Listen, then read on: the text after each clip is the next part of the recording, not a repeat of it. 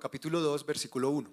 Escribe al ángel de la iglesia en Éfeso, el que tiene las 7 estrellas en su diestra, el que anda en medio de los 7 candeleros de oro, dice esto: yo conozco tus obras y tu arduo trabajo y paciencia, y que no puedes soportar a los malos, y has probado a los que se dicen ser apóstoles y no lo son, y los has hallado mentirosos, y has sufrido y has tenido paciencia, y has trabajado arduamente por amor de mi nombre, y no has desmayado.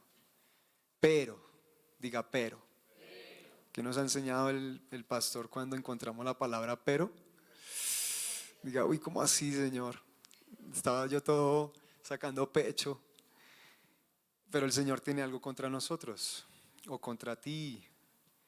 Quien creas que esta palabra es para ti, que has dejado tu primer amor. Recuerda, por tanto, de dónde has caído y arrepiéntete. Y haz las primeras obras. Pues si no, vendré pronto a ti y quitaré tu candelero de su lugar si no te hubieses arrepentido. Amén.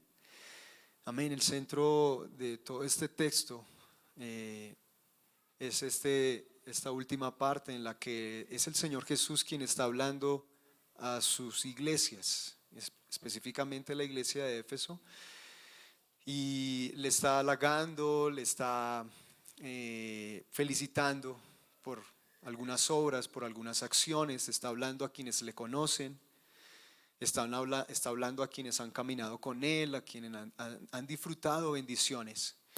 Y en ese camino que es el haber conocido al amado, el habernos enamorado de Él, se fueron dejando ciertas cosas. Y se podría decir, claro, que la principal, que es el primer amor, ¿cierto?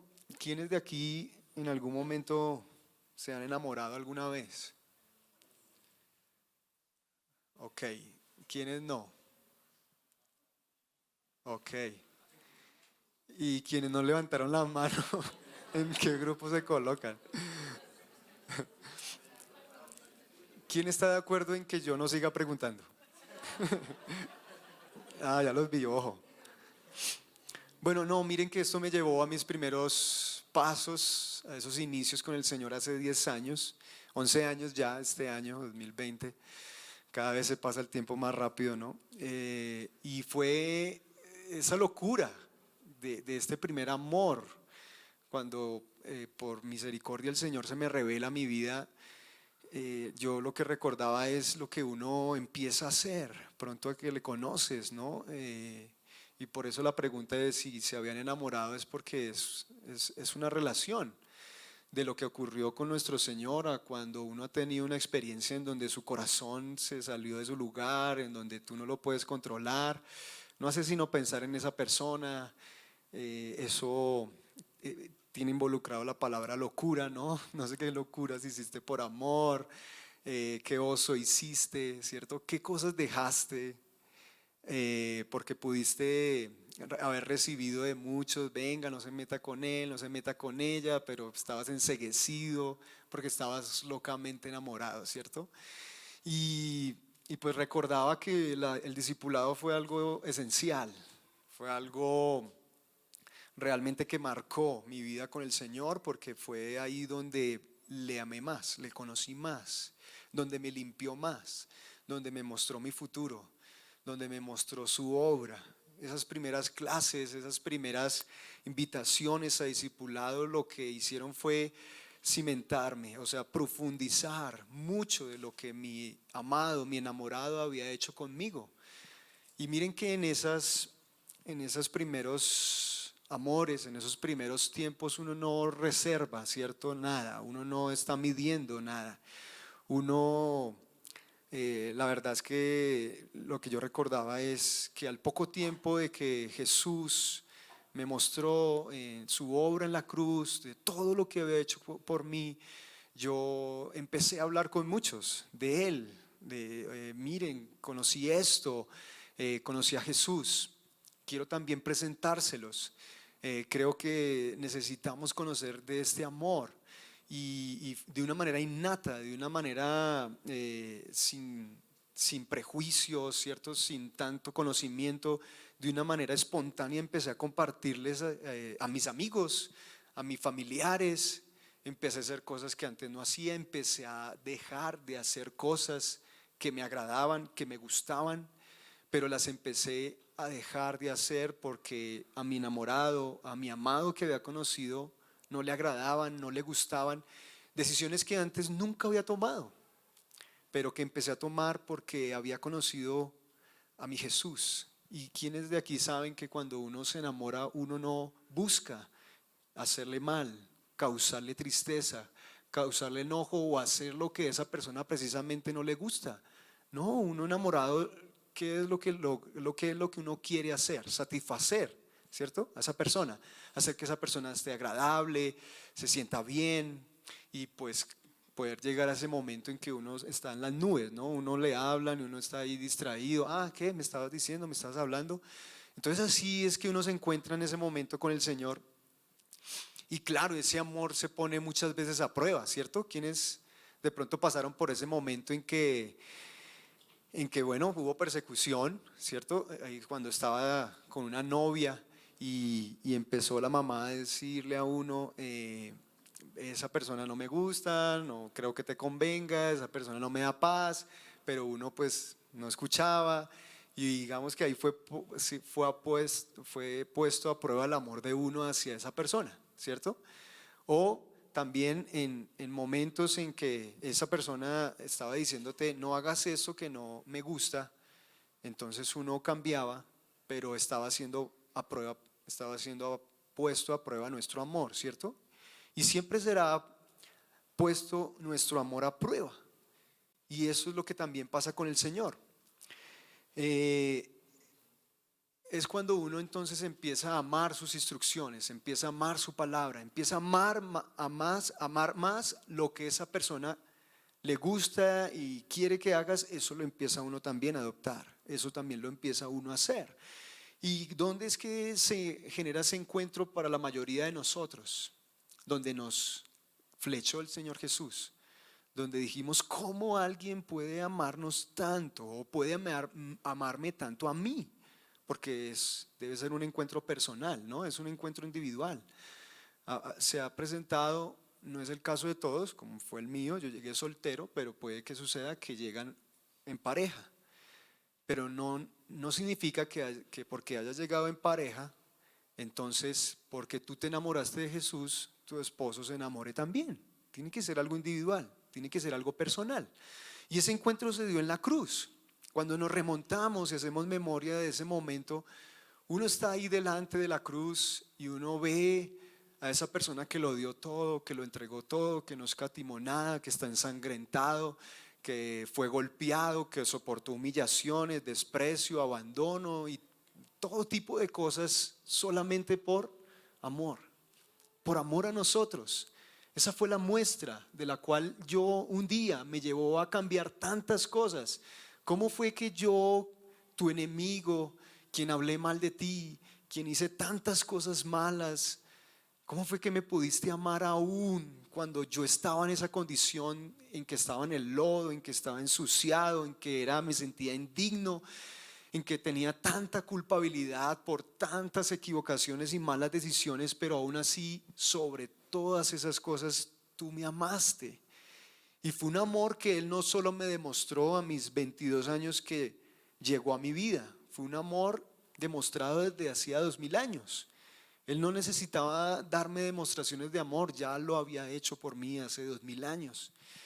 Entonces, es ahí donde se genera ese encuentro y para cada uno de nosotros aquí debemos encontrarle el significado. ¿A qué fue lo que significó la cruz para cada uno de nosotros? Porque ahí es donde se genera el quiebre, ¿cierto? El cambio para todos nosotros. ¿Qué fue lo que Jesús logró para nosotros que nadie más podía haber logrado? ¿Por qué Él le llevó a algo más? Que es lo que voy a continuar explicándoles, y es que Él vino a una misión especial, ¿cierto? El Hijo del Dios viviente que estaba en los cielos ¿De qué se despojó y qué dejó por amor por ti y por mí?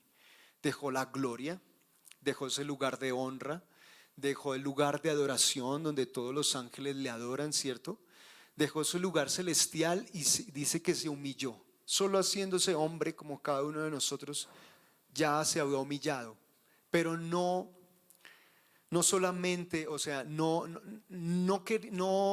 satisfecho con eso, no estaba satisfacido con eso solamente, sino que también dice que se humilló haciéndose siervo de nosotros, siervo de cada uno de nosotros, sirviéndonos. O sea, eso lo hace más valorable, eso lo hace una persona de una estima, de un valor para cada uno de nosotros que nadie más lo pudo haber hecho, ¿cierto? Miren lo que dice Lucas, nos expresa mucho del corazón del Señor Jesús. Lucas capítulo 19 en el versículo 10. Porque el Hijo del Hombre vino a buscar y a salvar lo que se había perdido. Mira el corazón del Señor Jesús, demostrándonos en qué era que estaba su corazón, ¿cierto? ¿Dónde era que estaban sus acciones, sus intenciones, sus pensamientos? Dice que el Hijo del Hombre ¿vino de dónde? ¿De dónde estaba? Del cielo, ¿cierto? Estaba junto al Padre. Y dice que de ese lugar vino ¿a dónde? Aquí, a la tierra, a un lugar lleno de pecadores, lleno de gente impura, llena de gente solamente llena de maldad, como lo éramos cada uno de nosotros aquí, ¿cierto? No teníamos ningún deseo de buscar a Dios, no había ninguna intención. Cuando decíamos eso, yo voy a buscar de Dios cuando sienta, nunca pasó eso. Siempre se dio a cabo ese primer encuentro por Él. Fue como que nos salió ahí al encuentro, ¿cierto? Y ahí fue donde nos sorprendió, y ahí fue donde nos sedujo, y ahí fue donde nos conquistó, de una manera que uno ni siquiera es consciente de decir, venga, ¿cómo lo hiciste? ¿Cómo fue que llegaste tan profundo dentro de mí para lograr esa impresión? Pero de esto lo está hablando de Zaqueo. Esta cita es concerniente a Zaqueo, un hombre como cualquiera de nosotros en debilidad porque demostraba incapacidades.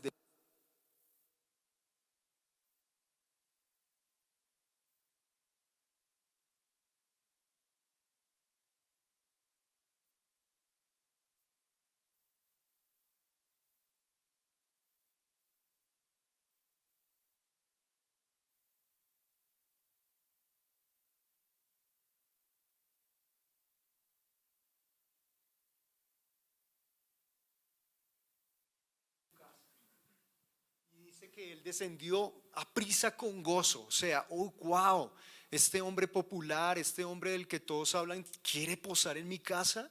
¿Qué fue lo que vio él en mí que nadie más pudo ver?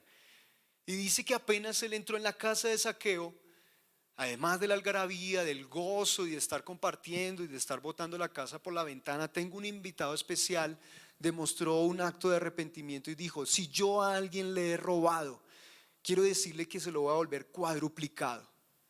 ¿Quién le había generado ese cambio, ese pensamiento, ese cambio de pensamiento a Zaqueo? Nadie. Estaba conforme con su estilo de vida. Le gustaba a propósito porque le generaba finanzas. Pero fue que solo llegara Jesús, su compasión, su misericordia, su amor que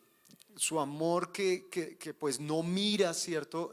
Lo que todo el mundo ve, lo que nos enamora. Y es lo que cierra el Señor Jesús hablando de Zaqueo. Es para esto que he venido, para encontrar lo que se había perdido.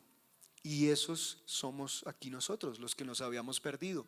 Aquí alguien, bueno, antes de ese ejemplo, Marcos 10:45 va a complementar este aspecto que estoy hablando. Porque el Hijo del Hombre no vino para ser servido, sino para servir y para dar su vida en rescate por muchos.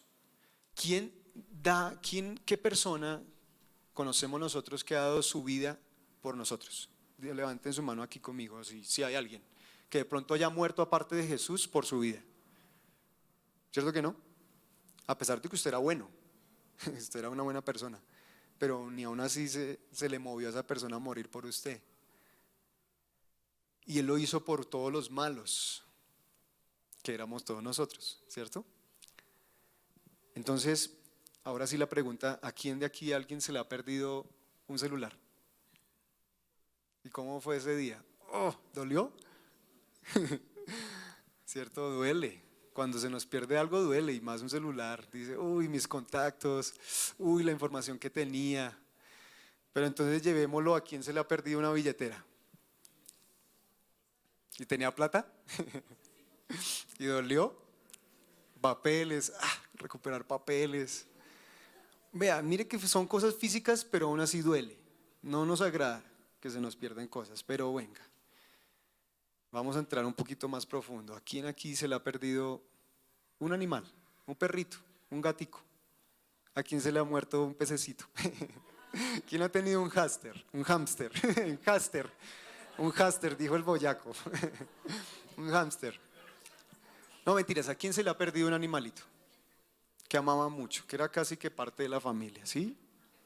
Su pérdida nos dolió. O aún no tuvo que haberse muerto. A mí me pasó, pero a mi mamá no le gustaban los perritos y un día que llegué del colegio, yo ya la perdoné por esto, claro, encontré que el perrito ya no estaba y era un cachorrito. Mami, ¿cómo pudiste hacer esto? Y mami, el perrito, no, yo abrí la puerta y se fue. Mami, pues obvio que se va a ir. Oh, y dolió. Pero pues claro, entre más crece, pues más se encariña uno y eso duele. Pero ahora, ¿quiénes han experimentado la pérdida de un hijo? No necesariamente de muerte, por drogas, por alguna adicción, ¿cierto? ¿Qué pasa? Duele.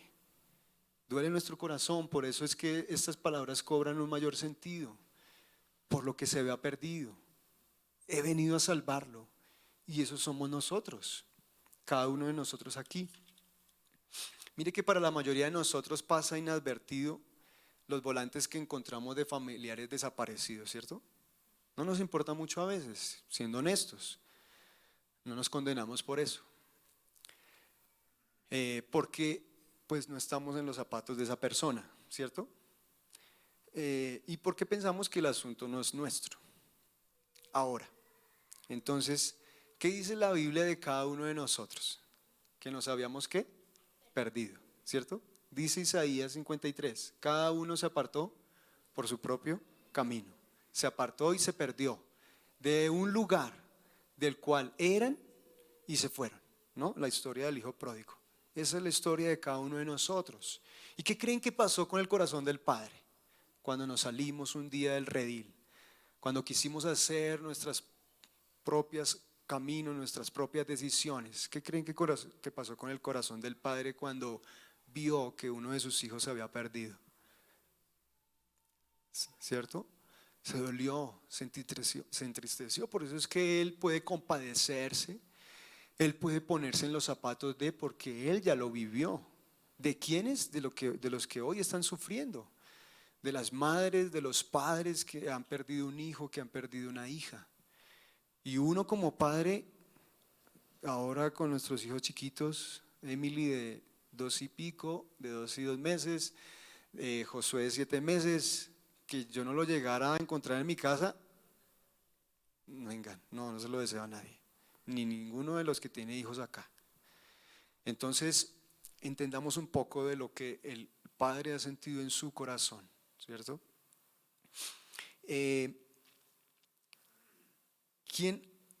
Pero ¿quién de aquí pudo en algún momento recuperar eso que se le había perdido? ¿Sí lo pudo recuperar? Uy, yo también experimenté un milagro alguna vez, dejé mi billetera en el cajero.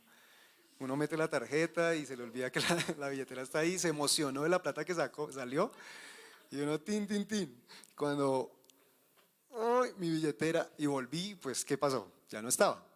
Entonces, ay Señor, yo esos días apasionado, llegaba recién a la iglesia y lloré, Señor, una oración sencilla que el Padre me respondió y me llamaron. No, es que encontramos aquí en las tarjetas de la billetera su número, esta es su billetera. Sí Señor, wow, Dios, tú existes. Encontré y fue gozo, hubo gozo. Y tienen que recordar eso, ese día que encontraron algo, hubo gozo, se experimentó algo chévere. Cuando uno en su casa pierde plata, uno le duele, pero cuando la encuentra uno dice, wow, ahora sí arreglé la semana, ¿cierto?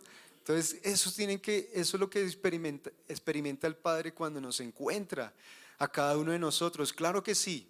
Miren que esa tiene que ser la reacción lógica de cuando encontramos algo o alguien en que se ha perdido. Y miren lo que el Padre experimenta cuando eso ocurre con cada uno de nosotros. Lucas 15, en el versículo 32.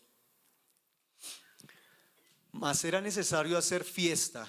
Está hablando de este hijo que volvió a casa, que volvió en sí, que estaba inmundo, harapiento, oliendo sucio, que se había desperdiciado toda la herencia, ¿cierto? Pero en el momento que vuelve, digamos que si vemos unos versículos antes, dice que mató el becerro más gordo, le dijo a toda la finca, hoy dejen de trabajar, que hoy vamos a hacer fiesta. Y a este hijo le puso un anillo, le puso calzado, le puso su vestido. Tú eres un hijo mío y hoy es el día en que vas a recuperar esa dignidad de ser hijo mío. Eso fue lo que Dios hizo con cada uno de nosotros al volver.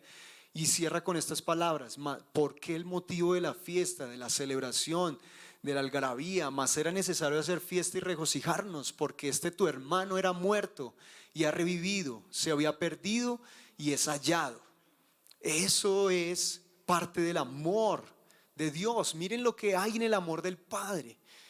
Y quiero que estemos recordando las palabras con las que iniciamos, con las que abrimos de Apocalipsis, porque ya vamos a llegar allí.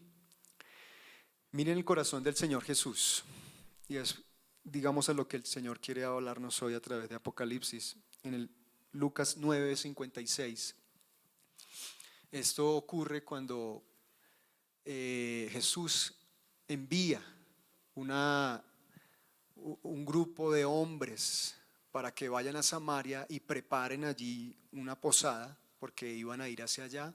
Mas los de Samaria no les recibieron, rechazaron al Señor Jesús, a pesar de que en Juan capítulo 4, en el encuentro del Señor Jesús con la samaritana, casi que toda la ciudad vino a salvación porque tuvieron ese encuentro con el Señor Jesús. Pero tiempo después parece que se les olvidó y lo que encuentran es rechazo. Entonces miren la reacción de los discípulos. En Lucas 9:56, porque el Hijo del Hombre no ha venido. Bueno, la reacción de los discípulos es: ¿quiere, Señor, como Elías, que mandemos fuego y calcine a toda esta gente? Esa es la reacción de varios de nosotros cuando vemos que no responde la gente ante la invitación del Señor Jesús. Por nosotros pedimos que caiga fuego, mas el Señor Jesús dice: vengan, ¿ustedes qué les pasa? ¿Ustedes de qué espíritu son? No sé si estamos hablando lo mismo. Quiero decirles a qué es que yo he venido, porque el Hijo del Hombre no ha venido para perder las almas de los hombres, sino para salvarlas. Y se fueron a otra aldea. Son preciosas las almas. No hay ningún alma que el Señor deseche o tenga en poco. Y entre esas están las nuestras. Más que el forro, el cuerpecito que tenemos cada uno, que se va a la tierra después de que muramos o que vayamos a dormir, es el alma de nosotros. Porque el alma de nosotros es la que va un día a ir a juicio. Va a estar delante de Dios dando cuentas.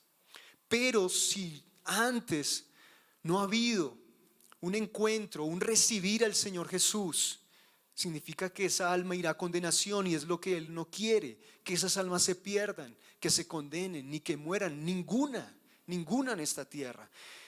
Y esto fue algo que me ha venido impactando hace unas semanas que llegó este libro a mi vida a través de un hombre. Siempre es bueno encontrar hombres que te inspiren, que te muevan, que te muestren que no lo hemos alcanzado todo y que no lo hemos logrado, que hay hombres que han hecho más. ¿Pero por qué más?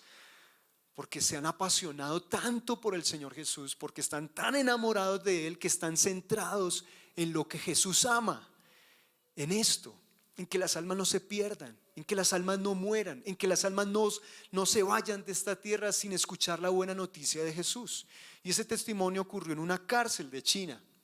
Yo lo conté hace 8 días aquí en las personas que llegaron por primera vez, y impactó tanto ese testimonio porque este hombre pastor fue llevado a la cárcel por causa del evangelio. Era conocido como un revolucionario porque a todo lugar donde llegaba hablaba del Señor Jesús y de las buenas nuevas.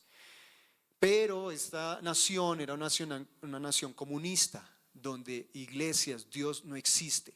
Es lo peor, y eso no se habla aquí, ¿cierto? Aquí quien gobierna es el presidente o el que estaba al mando y las leyes que ellos han dispuesto. Todo lo contrario a eso es rebelión, y por esa causa estaba en la cárcel. Ya llevaba un tiempo allí y había él logrado ganar a sus hermanos, o bueno, más bien a sus compañeros de cárcel. Les logró compartir del evangelio, se arrepintieron, dieron sus vidas al Señor, empezaron a tener cambios, él empezó a enseñarle la palabra, ellos empezaron a tener una comunión, una vida personal, y en una cárcel donde podría ser todo sufrimiento, donde podría ser todo difícil, se convirtió en gozo, se convirtió en oración constante. Hay más presos a quienes alcanzar. Y en una noche o en un día le llegó el jefe de la cárcel y le dice: quiero encomendarte algo.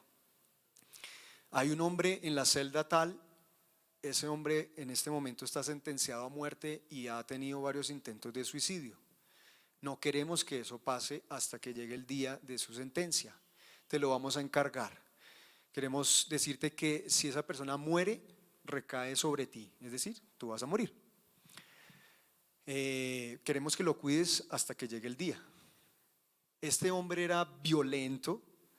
Este hombre, los demás presos, además de él estar encadenado, casi que tenía muchas heridas por lo que se forzaba para moverse y para sacudirse, que estaba muy herido en sus manos, en sus pies.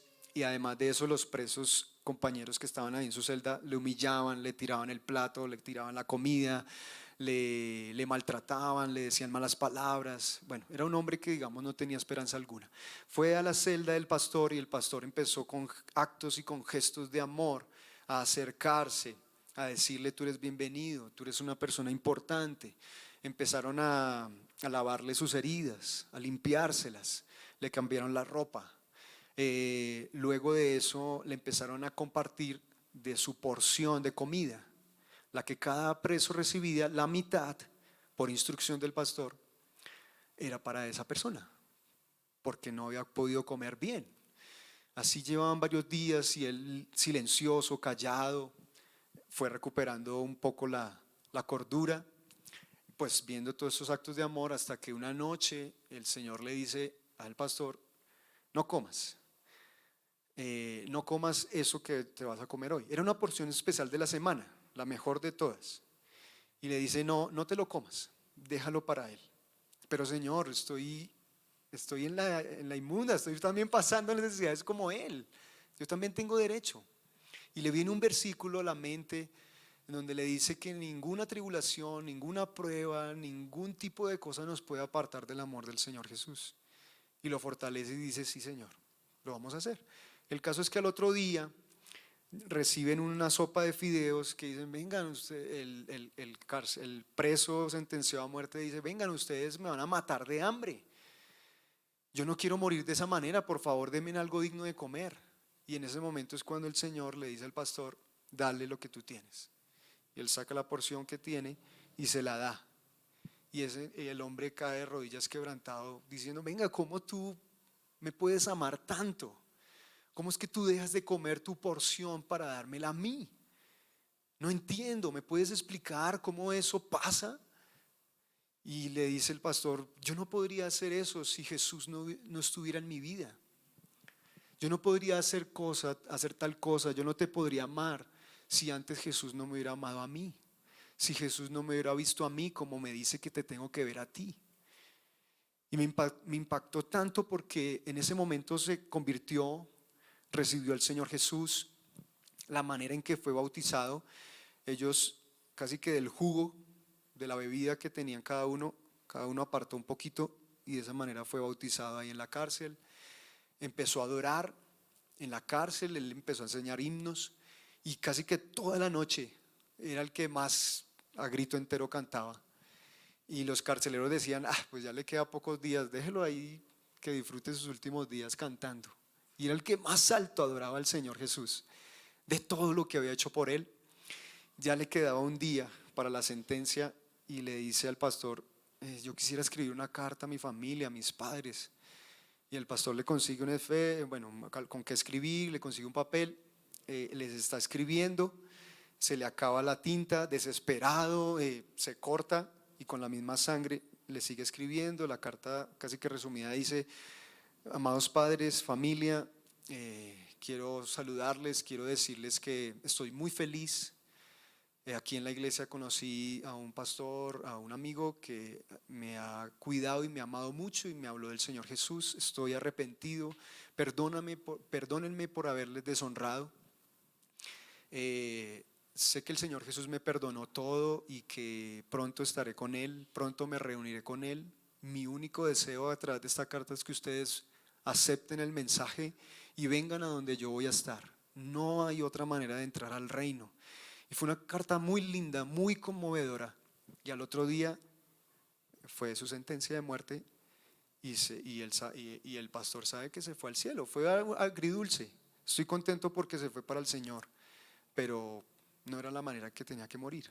Pero dije: Señor, tú hasta esos lugares ocultos, secretos, escondidos, en tinieblas, en oscuridad, donde nadie iría, donde nadie compartiría, donde no hay esperanza, donde todos están desahuciados, allá llegas tú para dar un mensaje de esperanza, para que haya brillo de nuevo, para que haya un motivo más para vivir. Él no había podido hacer nada de esas cosas que empezó a hacer si no hubiera sido por una persona que le mostró el amor de Jesús. Antes de eso le estaba confesando sus pecados. Le había dicho: yo había sido violador, yo había sido ladrón, yo maté a un amigo. El propósito con mi amigo era suicidarnos. El que matara al otro, ese otro cogía el cuerpo y con una dinamita hacía explotar el edificio, y entre eso nosotros. Pero cuando lo mató, cuando le abrió la cabeza y vio los sesos ahí regados, pues obviamente se llenó de miedo y salió corriendo. Y siguió delinquiendo y siguió haciendo más malas cosas hasta que Dios le puso el pare y lo cogieron. Pero fue en la cárcel donde entendió: ¿cómo fue que me amaste a mí? O sea, tú no sabes quién soy yo, tú no sabes lo que yo he hecho, tú no sabes que yo he hecho esto y esto y esto, pero no entiendo. Y ese es el amor que pasa con cada uno de nosotros. No hemos ido a la cárcel ni tenemos ese prontuario, pero quiero decirle que cada uno sabe de qué Dios me ha perdonado. Cada uno sabe qué fue lo que Dios cubrió, pasó por alto. Por tiempos de nuestra ignorancia dice que los pasa, que los quita. Y ha alejado nuestros pecados como están de lejos el oriente del occidente. Y después este hombre pasó por 4 cárceles, 4 tiempos de cárcel por la misma razón. Y en la última, que era en una nación diferente a China, en donde se creía en esa cárcel en muchos dioses, tenían un altar a Buda, a Mahoma, según como cada uno creyera, y habían sentencias de cadena perpetua. Pero además de la cadena perpetua, 150 años más.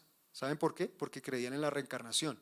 O sea, te mueres acá, pero sigues pagando tu pena. ¿Qué esperanza puede haber? Además, la mayoría de los que estaban ahí en la cárcel, de presos, el 80% padecía de SIDA y de lepra. Y a ese lugar fue donde él llevó a este hombre a amar a esas personas.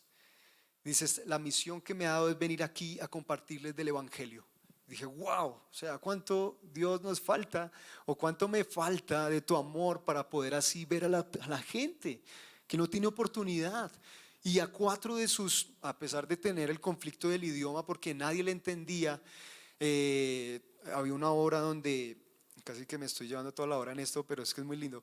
Había una hora donde había adoración a los dioses y los hacían postrar. Él en cambio no se postraba. Yo no voy a hacer eso. Mi Jesús, a quien yo sirvo y adoro, no me permite hacer eso. Déjenmelo hacer a mi manera. Y él se iba a otro lugar y adoraba y cantaba, y hubo un cántico que el Señor Jesús le puso en sus labios que dijera: y era aleluya, solo aleluya. Aleluya, en la sinfonía, en la melodía que cada uno quiera ponerle, pero esa canción trajo paz, trajo como un ambiente diferente a los presos y empezaron en sus rostros a cambiar, a tener gozo solo con esa canción. Porque donde está la presencia de Dios, donde hay un hombre que tenga la presencia de Dios, es suficiente un cántico, una palabra, para que cambies el ambiente de ese lugar. Y logró a 4 de sus compatriotas que tenían la mayoría 150, 300 años de sentencia, compartirles del evangelio. Y esas personas ahí empezaron a tener una vida de discipulado y lograron a los demás también contarles del evangelio. Y me impactó. Dije, Señor, esto es lo que Global o nosotros necesitamos para poder vivir, realmente sentir que estamos vivos. Es poder ver como tú ves las cosas. Estos 2 testimonios que quería compartírselos, y es por eso que al nosotros entender la manera en cómo Dios nos ama y cómo ve al mundo y cómo ve cada alma, surge un compromiso de cada uno de nosotros que no podemos evadir, que no podemos ignorar, y es este compromiso. Mateo 28, 18, 20, creo que la mayoría se lo sabe aquí, y es necesario que esté eso ahí, como cuando la vaca, como cuando el caballo está rumiando, está ahí con nosotros todo el tiempo, todo el tiempo. Y Jesús se acercó y les habló diciendo: toda potestad me es dada en el cielo y en la tierra. Por tanto, id y haced discípulos a todas las naciones, bautizándolos en el nombre del Padre y del Hijo y del Espíritu Santo. Bueno, en el nombre de Jesús, enseñándoles que guarden todas las cosas que os he mandado. Y he aquí, yo estoy con vosotros todos los días hasta el fin del mundo. Esa es la encomienda de nuestro amado Rey, nuestro amado Señor, que podamos llevar a cabo nosotros aquí. ¿Crees tú que esa visión es para ti? ¿Estás haciendo algo? ¿Estás contribuyendo para que la extensión del mensaje del Evangelio y del Reino llegue hasta los confines de la tierra, a lugares donde nadie más ha sembrado? Quiero decir, ha predicado, ha hablado del Señor Jesús. ¿Sabías que hay naciones que no saben absolutamente nada del Señor Jesús? Y no podemos, como le digo, evadir este llamado que Él nos está haciendo. De alguna manera nos ensancha, nos da una visión grande. O sea, Dios no solamente me viste, como es la palabra de Jeremías, ensangrentado, sin ropas, casi que ahí, sin que yo valiera un peso. Y no solamente me sanas, me restauras, me liberas, que es todo lo que el Señor Jesús hace en nosotros, sino que además nos envía y nos dice: mira, tú vales tanto para mí y yo te escogí para que tú vayas y seas luz, para que tú vayas y hables de mí a esos que todavía no me conocen, porque lo que tú de gracia has recibido, quiero que tú también lo des de gracia a todos ellos. Porque ¿quién te hacía mejor que ellos? No nos hacía mejores. Pero ese mensaje que en algún día nos compartió a esos que éramos nosotros, que no había por qué, el para qué compartirnos, pero no lo compartieron, eso también quiere que nosotros lo llevemos hasta los confines de la tierra. Entonces Global Family tiene un propósito claro, y es que todas las naciones sean bendecidas. ¿Pero a través de qué? De llevar este mensaje, de que las almas conozcan y acepten y reciban a Jesús en su corazón. No hay otra manera de llegar al reino, no hay otra manera de llegar al Padre, y eso es lo que hay que rebatir de las mentes, de los corazones, ante toda la información y todo el engaño en que el mundo opera, y en algún momento estuvimos nosotros, es dejarles la verdad, la única que es Él, ¿cierto? El Señor Jesús. ¿Qué más nos dijo que debíamos hacer al hacer discípulos? ¿Qué debíamos hacer con ellos? Enseñarles, ¿cierto? Ese es el centro en lo que debemos nosotros como discipulado estar. Y aquí el pastor hace poco nos habló del monte de la enseñanza. No nos podemos salir de ahí. O sea, no se puede de lo que el Señor Jesús habló quitar o añadir. Es decir, que la vida en el Señor y el centro de Él debe estar alrededor de su palabra. Si tú dices, o si decimos amar al Señor Jesús, debe haber un amor por su palabra, porque debemos llevar a cabo esto que Él nos pidió hasta el último momento. Debemos ir y hablar y dar las enseñanzas ¿Qué enseñanzas estás dando? ¿Tus propias enseñanzas? ¿O estás tomando de lo que Él dejó en su palabra, le estás añadiendo, que era lo que los fariseos, los religiosos quisieron hacer con el pueblo, y fue traer añadiduras, traer regulaciones, traer tradiciones que ni ellos podían vivir? Y eran cargas pesadas. Y hay que discernir, hay que mirar qué de mi testimonio, qué de lo que yo he compartido ha hecho que esta persona se aleje del Señor, en vez de yo poderle decir lo que Él me dijo que dijera. Es por eso que nosotros debemos, como discipulado, crecer en la palabra. La memorización debe aumentar. No nos podemos conformar con 2 o 3 versículos.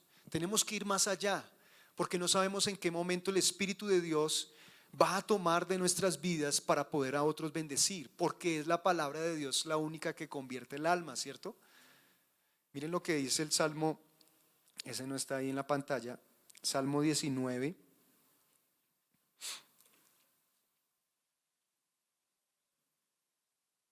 El tiempo se pasa muy rápido. Salmo 19, qué pena. En el versículo 7, versión TLA, la ley de Dios es perfecta y nos da nueva vida. La traducción NTV dice: las enseñanzas del Señor son perfectas, reavivan el alma. Los decretos del Señor son confiables, hacen sabio al sencillo. Los mandamientos del Señor son rectos, traen alegría al corazón. Los mandatos del Señor son claros, no son de confusión, no son incomprendidos o incomprensibles, sino que por el contrario son claros, son fáciles de entender y dan buena percepción para vivir. La reverencia al Señor es pura, permanece para siempre. Esto con referencia a la palabra. Y es la palabra la que produce esto en nuestras vidas. No solamente tú vas a ser bendecido en que tú puedas a otro compartirles unas palabras que puedan animar y consolar, sino que esas palabras a ti también te van a animar y consolar y fortalecer. ¿Cuándo? En el momento de la prueba, en el momento de la persecución, en el momento de la tribulación, por causa de Él, por causa del Señor Jesús. Es que te van a perseguir y te van a rechazar y te van a hacer el feo, porque tú amas a Jesús. Pero dice el Señor que por eso nos alegremos, y que bienaventurado es todo aquel que por mi causa es perseguido. Eso nos debe alegrar, de que podamos estar llevando ese mensaje que parece hoy ilógico e irracional. Mire lo que, bueno, sí, y ¿a dónde es que nosotros los debemos traer? Al arrepentimiento, ¿cierto? Y miren que a veces, o creía yo, pero eso ha sido con los años en que, conociendo al Señor, he podido saber y distinguir más sus palabras. Ha habido más claridad en lo que Él quiere decirme a mí. Antes uno tenía de pronto una interpretación, lo había recibido de una manera, pero ya después uno va entendiendo, y es que Él quiere que cada uno de nosotros, a quienes les compartamos, les traigamos a un techubá. ¿Se acuerdan que hablábamos de techubá aquí? Y ese techubá en el original no consistía en que tú dejes de tomar, dejes de fumar, dejes de fornicar, dejes de mentir. No, vuélvete a Dios, vuélvete a Dios. Es un volver a Dios, es un volver a la senda de la que un día nos apartamos, ¿cierto? Nos perdimos porque escuchamos a quien no debíamos escuchar, porque estábamos ociosos, perdiendo el tiempo. Y cuando está uno ocioso, ¿qué pasa? Pierde las prioridades, pierde el enfoque, que fue lo que le pasó al rey David, que en el día de la guerra, cuando debía estar en guerra, estaba en su palacio, y al estar en el palacio entonces se puso en el terrado y miró a una mujer desnuda y con ella terminó acostándose.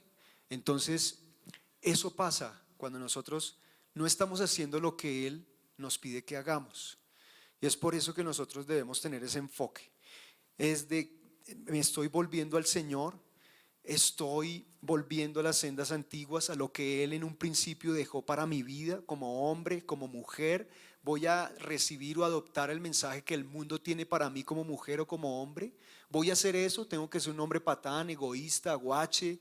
¿Tengo que ser un hombre que abandona? ¿Tengo que ser un hombre infiel? ¿O puedo dejar esas cosas y puedo venirme a Dios y como Él quiere que yo sea como hombre y como mujer y como joven? Cada uno tiene su rol. Y para que el Señor lleve a cabo esta labor de enseñanza y de ganar a las personas, necesita de obreros. Diga obreros. Mateo 9, en el versículo 35, mire lo que dice: recorría Jesús todas las ciudades y aldeas enseñando en las sinagogas de ellos y predicando el evangelio del reino y sanando toda enfermedad y toda dolencia en el pueblo. Y al ver las multitudes tuvo compasión de ellas. ¿Quién las tuvo? El Señor Jesús. Tuvo compasión. ¿Cómo las vio? Porque estaban desamparadas y dispersas como ovejas que no tienen pastor. Entonces dijo a sus discípulos: a la verdad, la mies es mucha, mas los obreros pocos. Rogad pues al Señor de las mies que envíe obreros a sus mies. ¿Qué es lo que necesita entonces? Primero debe ser un ruego de nosotros, pero ¿qué es lo que está necesitando el ejército del Señor? Soldados, ¿cierto? Obreros, obreros, obreros. Y miren esta imagen. ¿Quién es un obrero? Es un obrero, se pone el overol, ¿cierto? Se va a untar. Es un obrero que está esforzándose, es un obrero que ha dejado de pronto su traje o su posición, su título, y es un hombre que se ha dispuesto, se ha remangado y dice: bueno, ¿qué hay que hacer aquí? Es un hombre dispuesto, es un hombre que no coloca trabas, es un hombre que no está dando excusas, es un hombre que sabe que tiene que trabajar y está bajo subordinación, atiende órdenes de su Señor. ¿Y qué pasa cuando no hace las cosas? Puede tener el peligro de ser corrido, despedido. Así nos tenemos que ver nosotros, porque ¿qué es la necesidad en este momento de que la mies es mucha? Cuando se refiere a mies, se refiere a que muchos están necesitando de este mensaje, pero más bien hay pocos que vayan y lleven este mensaje y estén dispuestos a. Ya van a ver a qué tienen que estar dispuestos estos obreros. Lucas 10 está hablando de la misión que les encomendó a estos hombres. Miren, después de estas cosas, designó el Señor también a otros 70, además de los 12 que primero había enviado, a quienes envió de dos en dos delante de él a toda ciudad y lugar donde él había de ir. Esto es algo que me impacta del Señor Jesús. ¿A dónde iba? A ciudades. Pero cuando hablamos de ciudades, aldeas, provincias, hablamos también de casas. Y iba a las casas. El Señor Jesús no permanecía mucho en una casa. Tengo que ir a otra casa. Y cada vez que llegaba a una casa había o ocurría algo, ¿cierto? Habían milagros, sanidades, habían conversiones, había gente que recibía un mensaje de esperanza, de ánimo, gente que había perdido la fe porque había perdido un familiar, porque estaba bajo una enfermedad, porque estaba viviendo una aflicción en su cuerpo, pero todo el que tuvo un encuentro con Jesús, ¿qué pasó? Su vida fue transformada, su vida fue cambiada. ¿Y quién aquí? Jesús vive dentro de usted. Eso es lo que va a pasar con usted cuando vaya y visite y recorra y comparta por obediencia, por amor al Señor quien nos salvó. Esas cosas van a pasar también con nosotros. Amén. Eso fue lo que él dijo. ¿Qué más dice? Y le decía: la mies a la verdad es mucha, mas los obreros pocos. Por tanto, rogad al Señor de las mies que envíe obreros a sus mies. Id, he aquí yo os envío como corderos en medio de lobos. O sea, va a haber hostilidad. Les estoy diciendo que no les van a hacer el tema fácil. Les van a criticar, les van a maldecir, les van a decir groserías, se van a burlar de ustedes, les van a cerrar la puerta, les van a rechazar, ¿cierto? Todas esas cosas les está advirtiendo el Señor Jesús para que no nos sorprendamos. No llevéis bolsa, ni alforja, ni calzado. O sea, no hay algo que nos ate, que nos ligue, ¿cierto? A alguna comodidad, a algún confort. Vayan tranquilos con lo que tienen. Que la dependencia de ustedes esté en mí, de que yo les voy a proveer y que no les va a hacer falta nada.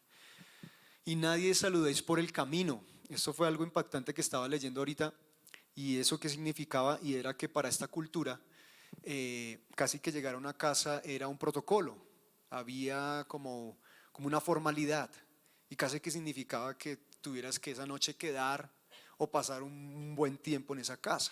Decían, venga, no, no omitan eso, tranquilos, no van a pasar ustedes porque estén ofendiendo a esa persona.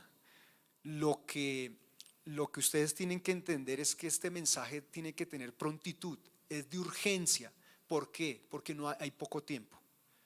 Por lo tanto, no hay mucho tiempo para estar ahí con alguien.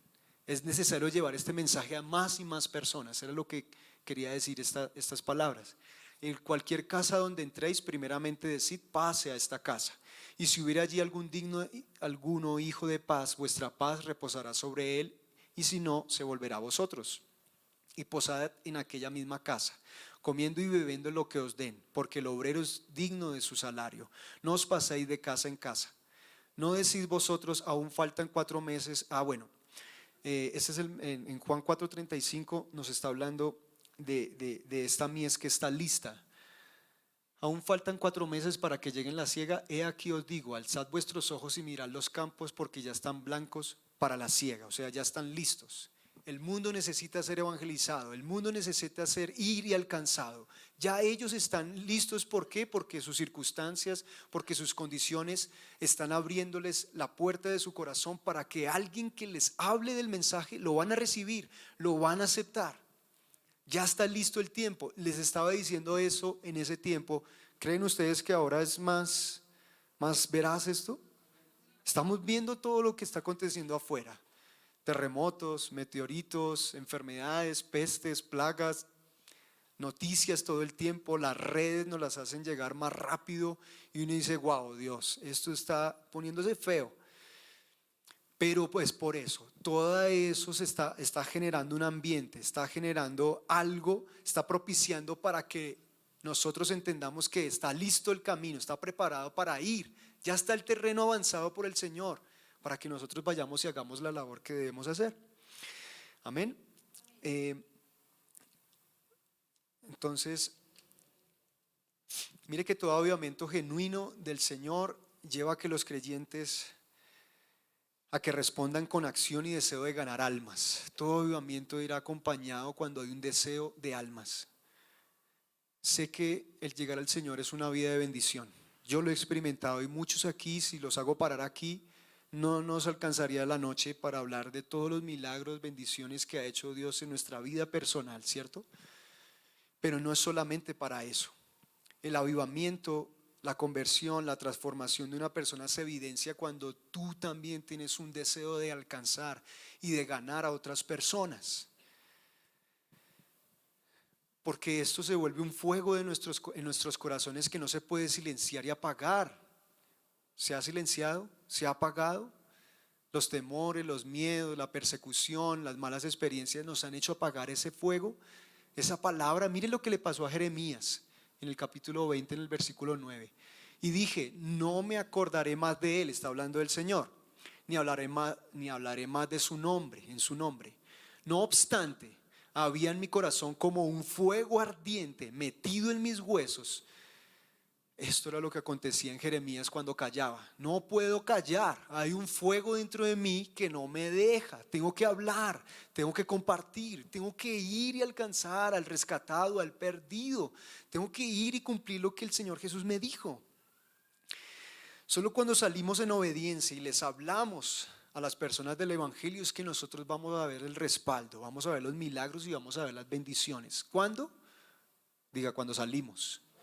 Cuando lo hacemos, cuando creemos y obedecemos a lo que el Señor Jesús nos dice, es cuando vamos a ver su respaldo y vamos a ver todas esas evidencias que Él dijo iban a tener sus obreros, que iban a ir, que iban a estar dispuestos. Es bueno que escuchemos que Dios nos diga que nos ama, claro que sí, ese es un mensaje también para nosotros, porque el mensaje dice que de tal manera Dios nos amó, que nos dio a su Hijo, ¿cierto? Para que no muramos, sino para que podamos vivir con Él eternamente, pero también podamos recibir de parte del Señor, y coloca tu nombre, voy a colocar mi nombre en este caso, Fabián, quiero enviarte. Ese mensaje también es válido para recibirlo, para que lo aceptemos. No puede ser un mensaje como que, ay Señor, pero no es el momento, estoy muy ocupado. En este momento no cuentes conmigo, me mira al otro. Ese también tiene que ser recibido de parte de nosotros. No solo que nos centremos, aunque nuestro afecto tiene que estar en la casa de Dios, pero la casa de Dios no es en sí la misma, sino está llena, ¿cierto? De personas que le amen y le adoren apasionadamente. Y esta casa tiene que llenarse, pero va a través de quién se va a llenar, de quienes han sido salvos, de quienes han recibido esa dignidad y esa labor, esa encomienda. Eres mi obrero, ve y hazlo, ve y a través de tu amor, del amor que he puesto en ti, ve y ama a quienes en este momento están heridos, a quienes en este momento se han sentido desechados, a quienes creen que Dios no les ama, a quienes les han señalado y juzgado por X o Y razón. Va y diles que yo les amo, y eso será a través de tu vida. Cuando empezamos a poner nuestro tiempo, oraciones y finanzas, muy pronto empezaremos a ver bendiciones en la obra de las manos de Dios, en esta obra. Las finanzas son necesarias y son parte de probar nuestro amor por Él, pero tienen que estar puestas en lo que Él es prioridad, que son ¿qué? Las almas. Y a través del dinero es que podemos también llegar a extender el mensaje a muchos rincones. No podría mantenerse este lugar si no fuera a través de las finanzas, pero tiene que ser en un desprendimiento, en un amor. Si tú quieres de verdad ver a Dios en acción, las dos cosas principales que debes aprender es la palabra de Dios y tener la obediencia a lo que Dios te dice en esa palabra. Es la manera en que vamos a ver a Dios en acción. Los mayores milagros no van a ser que veamos nosotros sanidades, que veamos a nosotros ver a la gente libre. ¿Saben cuál va a ser el mayor milagro que podremos nosotros ver? Las vidas transformadas. Que las personas en su corazón puedan decidir y reconocer a Jesús como el Señor de sus vidas. Ese es el verdadero milagro, porque ahí es donde todo cambia, ¿cierto? Pero no podemos centrarnos en los milagros, porque nosotros no nos seguimos o no caminamos por los milagros. Son los milagros los que nos respaldarán a nosotros cuando nosotros estemos haciendo la acción, la labor de llevar el Evangelio. Esas nos seguirán. Amén. Quiero que sepan para terminar que hay unas recompensas para todo aquel que se dispone a esto. Daniel, en el capítulo Mateo 25, en el 34, está hablando el Señor Jesús, hablando del juicio de las naciones. Entonces el rey dirá a los de su derecha: venid, benditos de mi Padre. O sea, está hablando a quienes están aquí. Heredad del reino preparado para vosotros desde la fundación del mundo. Porque tuve hambre y me diste de comer. Tuve sed y me diste de beber. Fui forastero y me recogisteis. Estuve desnudo y me cubristeis. ¿Quieren saber cómo evangelizar? Ahí nos está diciendo el Señor Jesús. Enfermo y me vestisteis. En la cárcel y viniste a mí. Entonces los justos le responderán diciendo: Señor, ¿cuándo te vimos hambriento y te sustentamos, o sediento y te dimos de beber? ¿Y cuándo te vimos forastero y te recogimos, o desnudo y te cubrimos? ¿O cuándo te vimos enfermo o en la cárcel y vinimos a ti? Y respondiendo el rey les dirá: de cierto os digo que en cuanto lo hiciste a uno de estos mis hermanos más pequeños, a mí lo hicisteis. Esta es la manera de nosotros poder ver una recompensa. ¿Cuál va a ser esa recompensa? Lo acabamos de leer. Venid, benditos de mi Padre, y entrad al reino heredado para vosotros. ¿Por qué? Porque cuando estuve en estas condiciones, cuando ayudaste a uno de mis hermanos más pequeños, a un creyente, a una persona necesitada, tú lo estabas haciendo a mí. Por eso yo te recompenso. Esa es la recompensa y el galardón. Y cierro con Daniel 12:13, diciendo que aquellos que deseen aceptar este llamado, los entendidos resplandecerán como el resplandor del firmamento, y los que enseñan la justicia a la multitud como las estrellas a perpetua eternidad. Entonces, si me quieren acompañar con piano o con guitarra, es que podamos resumir esto. Volvamos a Apocalipsis. Tengo algo contra ti, que has dejado el primer amor. Vuelve a tus primeras obras, cada uno a ese primer amor, a esas primeras cosas que hiciste por el Señor Jesús. Esto lo entendí mucho porque cuando fui novio de Cris, yo hice muchas cosas por ella, para enamorarla y conquistarla, para seducirla, para convencerla de que yo era quien debía ser su esposo, debía ganarme su corazón. Y tuve que hacer muchas cosas. ¿Qué tuve que hacer? Muchas cosas, hacer, la palabra es hacer, para demostrarle, porque de pronto podía yo decirle, Cris, yo te amo, tú sabes que yo te amo, pero despistado, olvidadizo, sin detalles, sin romanticismo, sin palabras, sin acompañarla, sin pasar tiempo con ella, no era coherente. Y si alguno ha tenido un tiempo de noviazgo, uno recuerda esos primeros tiempos donde pasabas tiempo con esa persona, donde no te importaba pasar 2, 3 horas hablando ahí por chat, donde el tiempo se pasaba tan rápido, a pesar de que habías pasado no sé cuánto tiempo y no querías despedirte de esa persona. Y todo esto lo vivimos en el tiempo del noviazgo, y sé que ese amor se madura, porque ahí no podíamos ver, ya viviendo como ahora que somos esposos, qué cosas a Cris no le gustan que yo haga que le incomodan. Eso no lo pude ver en el noviazgo, pero sí lo pude ver como esposos. Qué actitudes y qué acciones hacía yo que a ella no le agradaban. Y uno tiende a, cuando ya tienes tiempo con una persona y como que ya la has ganado, bueno, entonces ya es mía, ya no se va a ir, a perder el romanticismo, a perder esas primeras acciones, a volverte hostil, guache, patán, tosco. Pero llevémoslo con el Señor Jesús. ¿Qué has perdido en tus primeras obras hacia Él? En tus primeras labores. ¿Hay en tu corazón lo que hay en el corazón del Señor Jesús? ¿Puede contar contigo? ¿Sabe qué fue lo que encontró en Isaías? Isaías en el capítulo 6, en el llamamiento que le hizo, dijo: ¿cómo que un hombre inmundo de labios? Tú has venido a mi encuentro. Sí, te he escogido a ti, pero no hay quien lleve mi mensaje, no hay quien hable lo que yo quiero hablar. Y dice Isaías: heme aquí, yo quiero ser ese que tú envíes.